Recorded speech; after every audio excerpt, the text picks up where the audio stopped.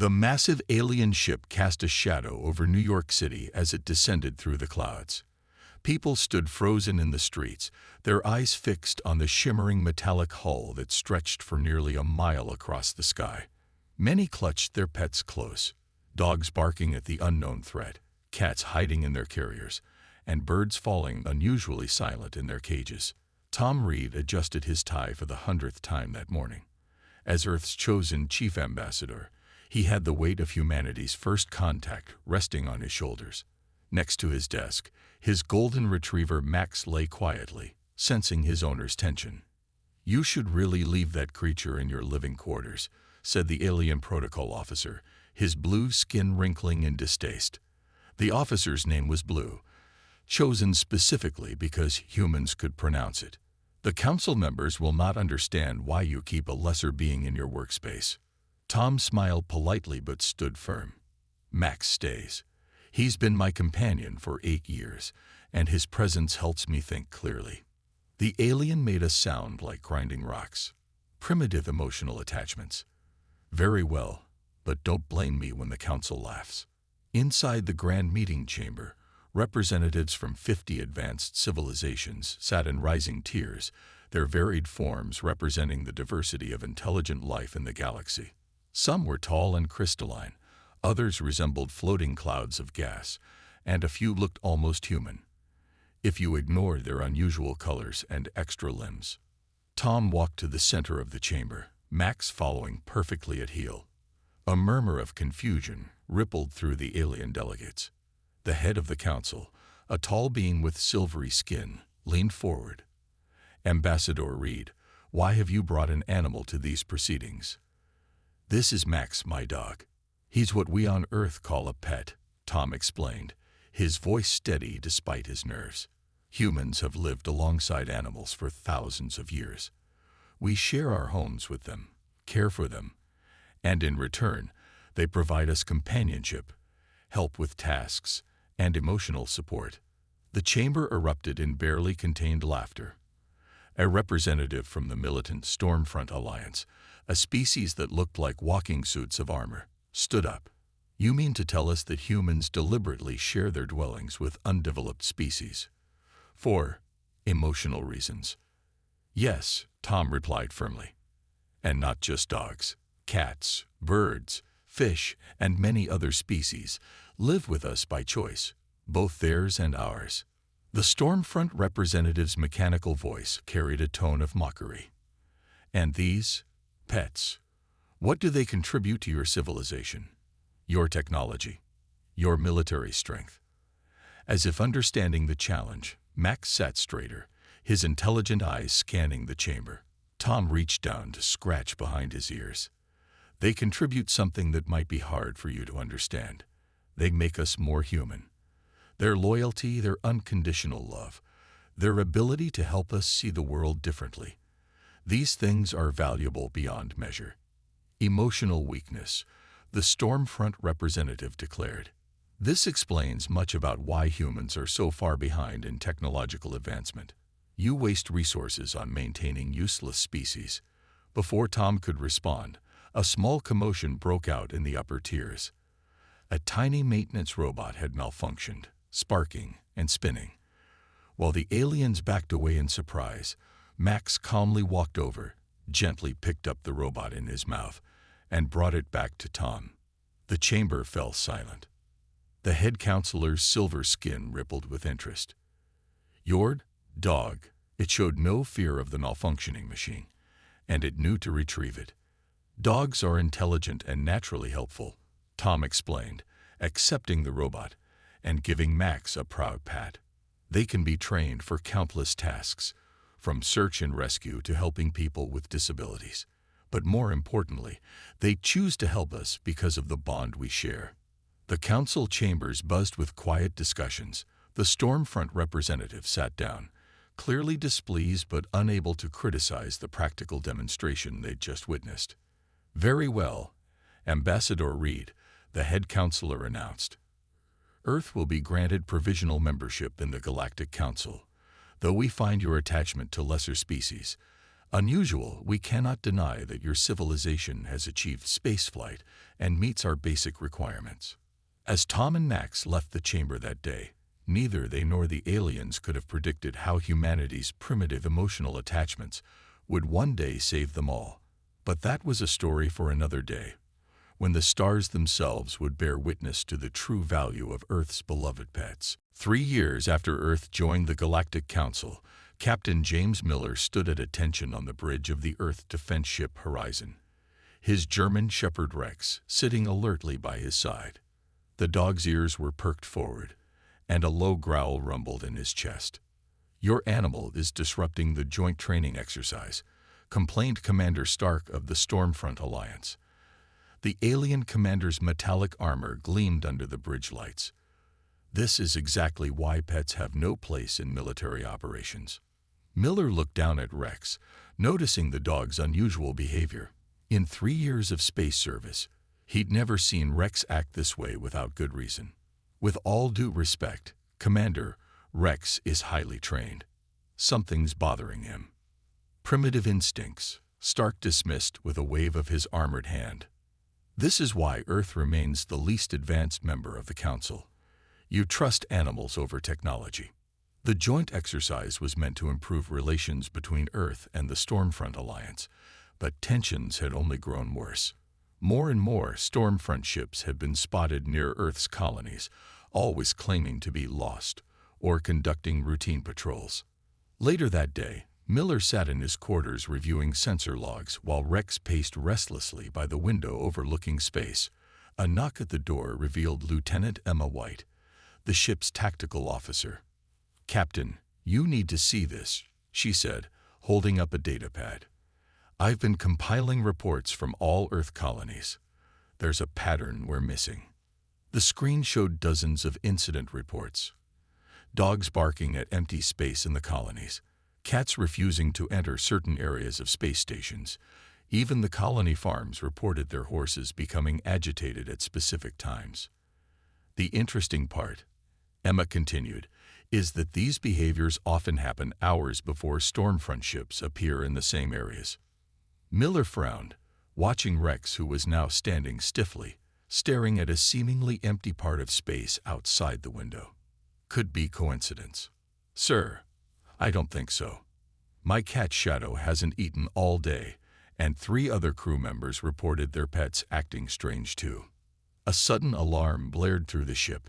"Captain, to the bridge," a voice called over the intercom. On the bridge, chaos reigned. A Stormfront ship had appeared just outside their patrol zone, claiming engine trouble. As Miller took his command chair, Rex positioned himself at the front of the bridge, hackles raised. "They're requesting permission to dock for repairs," reported the communications officer. Something about the situation felt wrong. Miller looked at Rex, remembering all those incident reports. "Deny their request. Tell them our repair crews will go to them instead." Commander Stark's voice crackled over the comm. "Captain Miller, denying aid to an ally in need. This will be reported to the Council." "No offense intended, Commander," Miller replied smoothly. "We're simply following standard protocol for unfamiliar vessels in our space." The Stormfront ship hung there for several tense minutes before suddenly their engine trouble resolved itself, and they departed. Later that evening, Miller sat with Emma in his office. Rex finally relaxed at their feet. "Run a full scan of all pet behavior reports against Stormfront ship movements," he ordered, "and get me data on any unusual sensor readings during these incidents, no matter how small." "What are you thinking, sir?" Miller scratched Rex's ears thoughtfully. "I'm thinking we've been too quick to dismiss what our pets are trying to tell us. The Stormfront Alliance keeps pushing our boundaries, testing our defenses. Maybe our animals see something we don't." "The High Command will never believe it," Emma warned. "They'll say we're being superstitious. Then we'll gather proof," Miller said firmly. "Because if there's one thing I've learned in my years of service, Rex's instincts are never wrong." As if in response, Rex lifted his head and gave a soft woof. Outside the window, distant stars twinkled innocently, giving no hint of the storm that was brewing. But Earth's pets knew something was coming, and they would not let their human families face it unprepared. The colony of New Mars was quiet in the early morning hours. Inside the main control center, Captain Miller stared at the screens showing nothing but empty space. Next to him, Rex hadn't stopped growling for the past hour. "Still nothing on sensors," reported Lieutenant Emma. Her cat Shadow sat in her lap, fur puffed up, staring intently at a corner of the room where nothing could be seen. Miller rubbed his tired eyes. For weeks now, they'd been tracking strange patterns. Every time pets across the colonies acted unusual, a Stormfront ship would appear within 24 hours. But today was different. The animals were more agitated than ever, yet sensors showed nothing. "Sir," a young officer burst into the room. "Reports coming in from all colonies. Dogs are barking at the sky, cats are hiding, and even the farm animals are refusing to leave their shelters." Miller looked at the collection of data on his screen. Colony after colony reported the same thing. Every animal, from the smallest hamster to the largest horse, was acting like danger was near. But all military sensors showed empty space. Suddenly, Rex jumped up and ran to the window, barking furiously at the stars. Shadow leaped from Emma's lap, arching his back and hissing at the same spot. "Get me the Earth Defense Command," Miller ordered.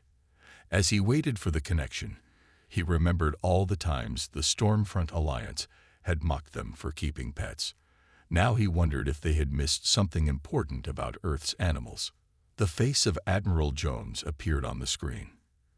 "Captain Miller, this better be important." "Sir, I know this will sound strange, but I believe the Stormfront Alliance has developed some kind of new stealth technology. Our animals can sense their ships, even when our sensors can't." The Admiral frowned. "Captain, we can't sound a military alert based on barking dogs and scared cats." As if to answer the Admiral's doubt, a series of explosions rocked a nearby space station. On the security cameras, they watched in shock as storage containers suddenly crushed themselves, as if hit by invisible forces. "Multiple impacts detected," Emma shouted, but sensors still show nothing. Miller watched as Rex tracked something moving across the room, something their eyes couldn't see. Without warning, the dog lunged forward, colliding with what looked like empty air. There was a metallic clang, and suddenly a Stormfront soldier appeared out of nowhere, their stealth suit malfunctioning from the impact. "Security breach." Miller yelled into his comm. "They have invisible soldiers in the base."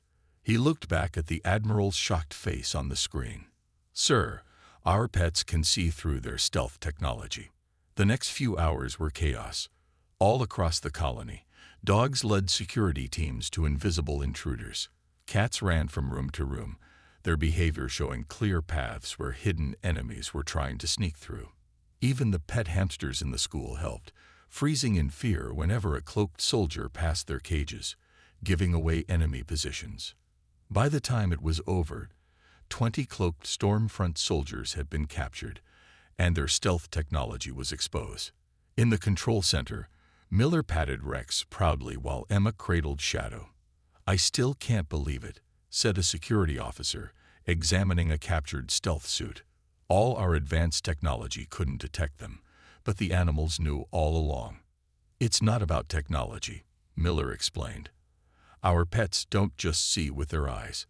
They use smell, hearing, and senses we don't even understand." The Stormfront Alliance was so focused on fooling our machines, they forgot about nature itself. That evening, as Miller wrote his report to Earth Command, he smiled at Rex, sleeping peacefully nearby.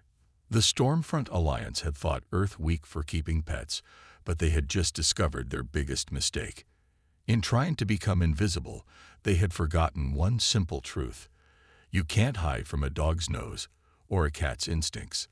And now, as news spread through the colonies about how Earth's pets had exposed the hidden threat, the animals that aliens had mocked as useless were about to become humanity's greatest advantage in the war that was surely coming. The attack began at midnight on the outer colony of New Eden.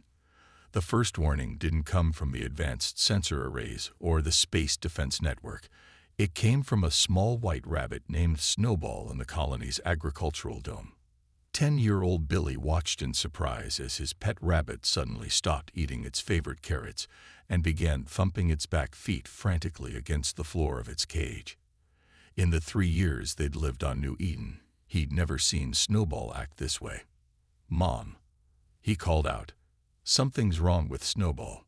His mother, Dr. Lisa Park, was about to answer when every dog in their housing block began howling. Outside their window, she saw neighbors' cats racing for cover, and the birds in the colony's biodome had gone completely silent. She remembered the recent military reports about pets detecting stealth ships. Without hesitation, she hit the emergency alarm on her comm unit. "This is Dr. Park in Block 7. Multiple pet behavior alerts. I repeat, all animals showing distress signs." Miles above the colony, Captain Miller and his team were already racing to their stations. Rex led the way to the bridge, his fur standing on end. The German Shepherd's behavior had become a trusted early warning system since the discovery of the Stormfront's stealth technology. "Status report." Miller barked as he entered the bridge. "Nothing on sensors, sir," replied Emma, with Shadow prowling restlessly around her feet. "But we're getting reports of pet disturbances from all sectors of the colony." Miller looked at Rex, who was now facing the main viewport and growling deeply. "Launch defense fighters. Now." The order had barely left his mouth when the first explosion lit up the space around them. Stormfront ships appeared out of nowhere, their stealth systems dropping as they opened fire. "They're attacking all outer colonies simultaneously," Emma shouted over the chaos. But thanks to the pet warnings, every colony had their shields up and fighters ready. In the agricultural dome, Billy and his mother huddled in their safety shelter. Through the small window, they could see the colony's defense ships engaging the Stormfront fleet. Snowball's early warning had given them the precious minutes needed to raise the shields before the first shots were fired. Back on the bridge, Miller coordinated the defense.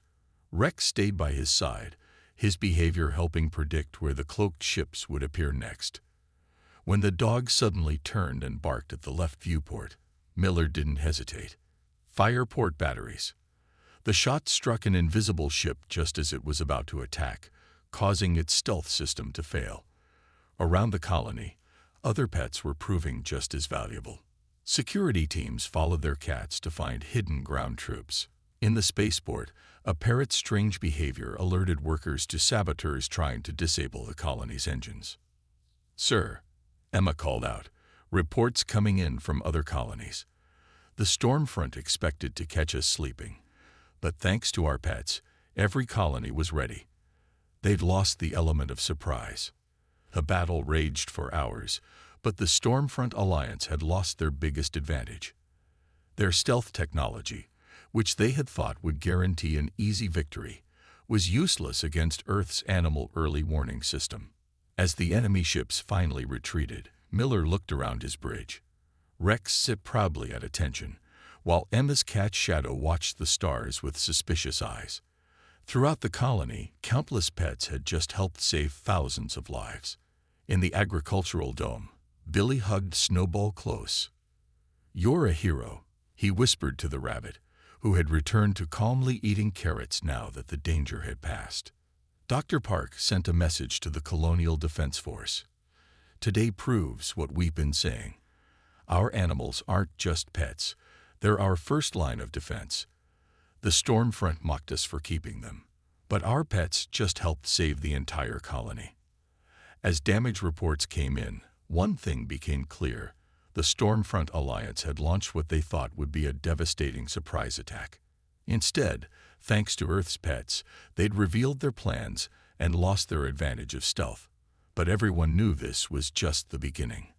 The real war was about to start, and humanity's best defenders would be the very creatures their enemies had laughed at. 2 weeks after the first Stormfront attack, the Earth Defense Command's main hall was filled with an unusual sight.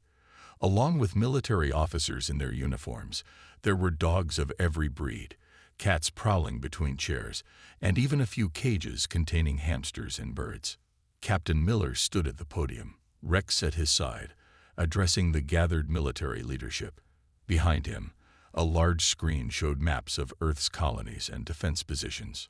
Operation Pet Watch begins today, Miller announced.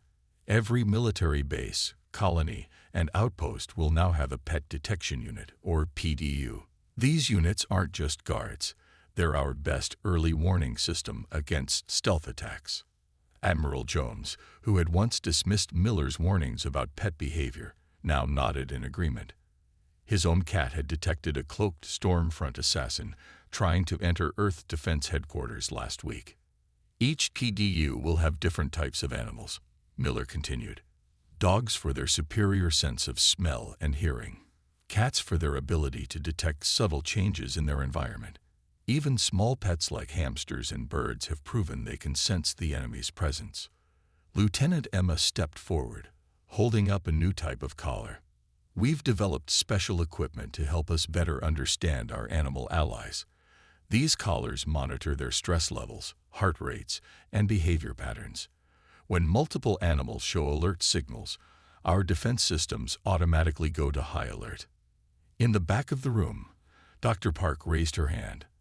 After Snowball's warning had saved New Eden Colony, she had been put in charge of studying how different animals detected the stealth ships. Our research shows that each animal species reacts to different aspects of the Stormfront's technology, she explained. Dogs seem to hear the high-frequency sounds their engines make. Cats can see slight light distortions from their cloaking fields. Birds notice changes in air pressure, while hamsters and rabbits feel vibrations through the ground. The assembly watched as teams demonstrated the new pet detection protocol. Dogs and their handlers patrolled in formation. Cats were given free rein to roam strategic areas, their collars sending constant updates to the defense network. Bird cages were placed near sensitive equipment, while hamster habitats were monitored by AI systems that could detect the smallest change in their behavior. The Stormfront Alliance thinks we're weak because we care for these animals, Miller said, reaching down to pat Rex's head. But they don't understand. These aren't just pets. They're partners who have evolved alongside us for thousands of years. They protect their homes and families just as fiercely as any soldier. After the meeting, Miller walked with Emma through the new pet training center. They watched as dogs learned to follow cloaked training drones, and cats were rewarded for pointing out hidden objects. The Galactic Council still thinks we're crazy, Emma said, as Shadow wound around her legs. They can't understand why we're putting so much trust in animals. They'll understand soon enough, Miller replied. Our enemies spent years developing the perfect stealth technology, but they forgot one thing: you can't hide from nature itself. In the colonies, Operation Pet Watch was already showing results. Every family's pets became part of the defense network. Children were taught to report any unusual animal behavior immediately. Even farm animals were monitored for signs of distress that might indicate approaching danger. Back in his office, Miller reviewed the day's reports. Rex slept nearby, occasionally twitching in his dreams. On the screen, green dots showed the locations of thousands of PDU teams across Earth's territory. Each dot represented not just military strength, but the special bond between humans and their animal companions. They mocked us for being primitive, Miller said quietly to his sleeping dog. But sometimes the old ways are the best ways. And soon, the whole galaxy will know just how powerful Earth's pets can be. As if in response, Rex's ears twitched, and somewhere in the distance, a cat began to watch the empty sky with suspicious eyes. The real test of Operation Pet Watch was coming, and Earth's finest defenders were ready. 1 month after the Great Defense, the Galactic Council chamber was more crowded than ever before. Alongside the usual delegates sat their newest companions: dogs, cats, birds, and various other Earth pets. The very same animals they had once mocked were now considered valuable additions to their own security forces. Tom Reed, Earth's chief ambassador, stood at the center of the chamber. Just like during first contact 3 years ago, his golden retriever Max sat faithfully by his side. But this time, no one laughed. The recent attack by the Stormfront Alliance taught us all an important lesson. Tom began. Sometimes the greatest strength comes from what others see as weakness. They mocked us for keeping pets, for forming emotional bonds with other species. They called us primitive. He paused, scratching Max behind the ears. In the gallery above, Captain Miller sat with Rex, while Lieutenant Emma held Shadow in her lap. Dr. Park had even brought Snowball, the rabbit whose warning had saved New Eden Colony. But these bonds we share with our animal companions aren't weakness. They're one of humanity's greatest achievements. For thousands of years, we've lived alongside these species, learning from each other, protecting each other. While other civilizations focused only on technology, we remembered that nature itself has powers that machines can't match. The head counselor, whose silver skin now shimmered with respect rather than amusement, leaned forward. We have reviewed the battle data. The pet detection units provided warning of every Stormfront attack. Not a single stealth ship or soldier escaped their notice. It is remarkable. More than remarkable, added another delegate, a crystalline being who now had a pair of cats curled up near its base. It is revolutionary. We focused so much on advancing our technology that we forgot about the natural world around us. Tom smiled as he watched various alien delegates interacting with their newly adopted Earth pets. Some were still learning. A gas-based being was trying to figure out how to pet a dog without dispersing itself, while a robotic delegate was discovering that cats don't obey commands like machines do. The Stormfront Alliance's defeat wasn't just a military victory, Tom continued. It was proof that progress isn't just about building better machines. It's about understanding and working with the world around us. Our pets didn't just detect the enemy. They protected their homes, their families, and their way of life. Captain Miller stood up to speak next. Our pet detection units are now being shared with all peaceful members of the Council. But remember, these aren't just security tools. They're living beings who choose to help us. The bond must go both ways. As if to demonstrate, Rex trotted over to a young alien delegate who looked nervous. The dog sat calmly, offering a paw to shake, showing the same friendship that Earth's animals had always offered to humans. The Stormfront Alliance thought our emotional attachments made us weak, Tom concluded. But they were wrong. Love, loyalty, and trust aren't weaknesses. They're the foundations of true strength. Our pets proved that by becoming the galaxy's finest early warning system, not because we forced them to, but because they chose to protect their families, both human and alien. The chamber erupted in approval.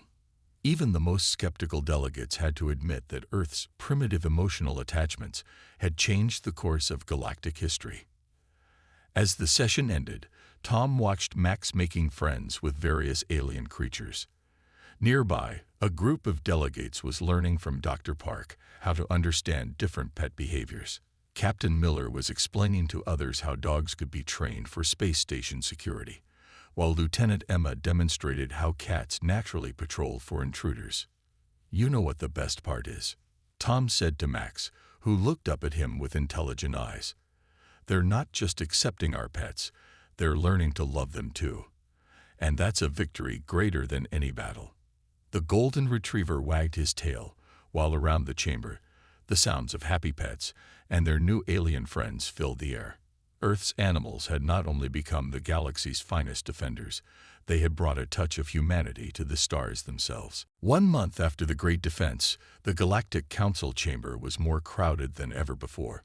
Alongside the usual delegates sat their newest companions: dogs, cats, birds, and various other Earth pets. The very same animals they had once mocked were now considered valuable additions to their own security forces. Tom Reed, Earth's chief ambassador, stood at the center of the chamber. Just like during first contact 3 years ago, his golden retriever Max sat faithfully by his side. But this time, no one laughed. The recent attack by the Stormfront Alliance taught us all an important lesson, Tom began. Sometimes the greatest strength comes from what others see as weakness. They mocked us for keeping pets, for forming emotional bonds with other species. They called us primitive. He paused, scratching Max behind the ears. In the gallery above, Captain Miller sat with Rex, while Lieutenant Emma held Shadow in her lap. Dr. Park had even brought Snowball, the rabbit whose warning had saved New Eden Colony. But these bonds we share with our animal companions aren't weakness. They're one of humanity's greatest achievements. For thousands of years, we've lived alongside these species, learning from each other, protecting each other. While other civilizations focused only on technology, we remembered that nature itself has powers that machines can't match. The head counselor, whose silver skin now shimmered with respect rather than amusement, leaned forward. We have reviewed the battle data. The pet detection units provided warning of every stormfront attack. Not a single stealth ship or soldier escaped their notice. It is remarkable. More than remarkable, added another delegate, a crystalline being who now had a pair of cats curled up near its base. It is revolutionary.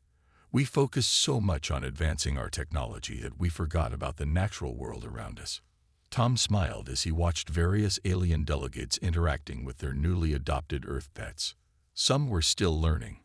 A gas-based being was trying to figure out how to pet a dog without dispersing itself, while a robotic delegate was discovering that cats don't obey commands like machines do. The Stormfront Alliance's defeat wasn't just a military victory, Tom continued. It was proof that progress isn't just about building better machines. It's about understanding and working with the world around us. Our pets didn't just detect the enemy. They protected their homes, their families, and their way of life. Captain Miller stood up to speak next. Our pet detection units are now being shared with all peaceful members of the Council. But remember, these aren't just security tools. They're living beings who choose to help us. The bond must go both ways.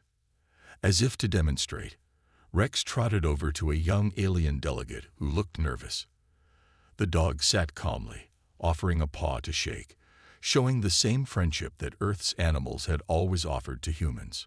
The Stormfront Alliance thought our emotional attachments made us weak, Tom concluded. But they were wrong. Love, loyalty, and trust aren't weaknesses. They're the foundations of true strength. Our pets proved that by becoming the galaxy's finest early warning system, not because we forced them to, but because they chose to protect their families, both human and alien. The chamber erupted in approval. Even the most skeptical delegates had to admit that Earth's primitive emotional attachments had changed the course of galactic history. As the session ended, Tom watched Max making friends with various alien creatures. Nearby, a group of delegates was learning from Dr. Park how to understand different pet behaviors. Captain Miller was explaining to others how dogs could be trained for space station security, while Lieutenant Emma demonstrated how cats naturally patrol for intruders. You know what the best part is, Tom said to Max, who looked up at him with intelligent eyes. They're not just accepting our pets, they're learning to love them too. And that's a victory greater than any battle. The golden retriever wagged his tail, while around the chamber, the sounds of happy pets and their new alien friends filled the air. Earth's animals had not only become the galaxy's finest defenders, they had brought a touch of humanity to the stars themselves.